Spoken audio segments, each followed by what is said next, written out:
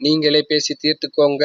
திமுக தலைவர் ஸ்டாலினுக்கும் ஆளுநர் ரவிக்கும் அறிவுரை சாற்றிய உச்சநீதிமன்றம். வாங்க அது என்ன தகவல் என்று விரிவாக பார்க்கலாம்.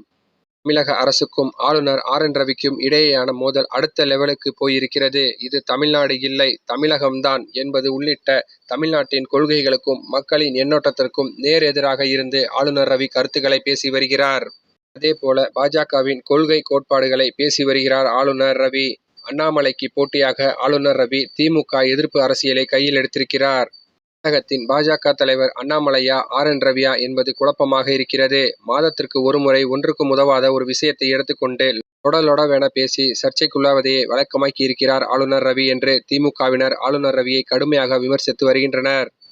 எல்லாவற்றுக்கும் மேலாக தமிழ்நாடு மற்றும் நலனுக்காக அரசு இயற்றும் மசோதாக்களை நிறுத்தி வைத்துக் கொண்டு நான் நிறுத்தி வைத்தால் அது முடிந்து போய்விட்டதாக அர்த்தம் என்ற ஆளுநரின் பேச்சை திமுக சீரியஸாக எடுத்துக்கொண்டது.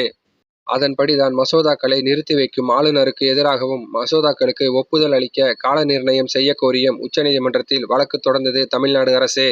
இதனால் பதற்றமான ஆளுநர் வழக்கு விசாரணைக்கு வரும்போது 10 மசோதாக்களை திருப்பி அனுப்பினார். மீண்டும் அந்த 10 மசோதாக்களை சிறப்பு சட்டமன்றத்தை கூட்டி நிறைவேற்றி ஆளுநருக்கு அனுப்பியது தமிழ்நாடு அரசு. இந்த மசோதாக்களை குடியரசுத் தலைவருக்கு அனுப்பி வைத்தார் ஆளுநர் ரவி.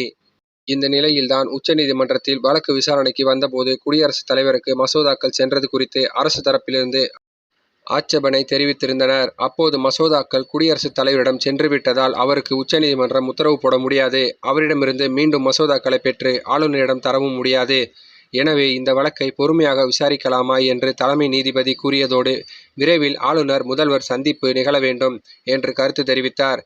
இது தொடர்பாக மூத்த IAS அதிகாரியிடம் பேசும்போது சமீபத்தில் ஆளுநர் திருப்பி அனுப்பிய 10 மசோதாக்கள் மீண்டும் நிறைவேற்றி அனுப்பப்பட்டது. அதை ஆளுநர் பரிசீலனை எடுத்திருந்தால் அரசின் கோபம் கொஞ்சம் குறைந்திருக்கும். ஆனால் அதை அப்படியே குடியரசுத் தலைவருக்கு அனுப்பி தனது ஈகோவை காட்டியிருக்கிறார் ஆளுநர் ரவி.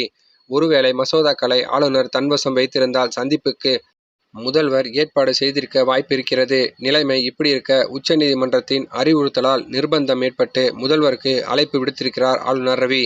அதுவும் சரி செய்ய அழைப்பு விடவில்லை. ஆளுநரின் அழைப்பை ஏற்கும் மனநிலையில் முதல்வரும் இல்லை என்றுதான் தெரிகிறது. சரி, இந்த செய்தி பற்றிய உங்கள் கருத்துக்களை மறக்காம கமெண்ட்ல சொல்லுங்க. மேலும் இந்த வீடியோ உங்களுக்கு பிடிச்சிருந்தா லைக் பண்ணுங்க, ஷேர் பண்ணுங்க, மறக்காம நம்ம சேனலை சப்ஸ்கிரைப் பண்ணிக்கோங்க. தேங்க்ஸ் ஃபார் வாட்சிங்.